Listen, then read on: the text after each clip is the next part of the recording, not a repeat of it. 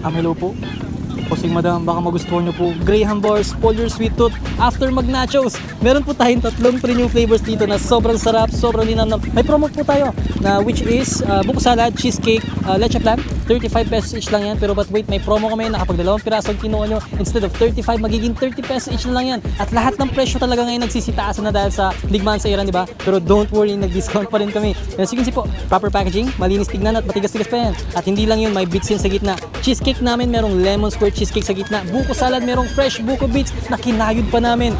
And si leche flan, isa ba naman, nag-steam pa kami ng leche flan para mas maging flavorful. Sobrang sarap, sobrang linamnam.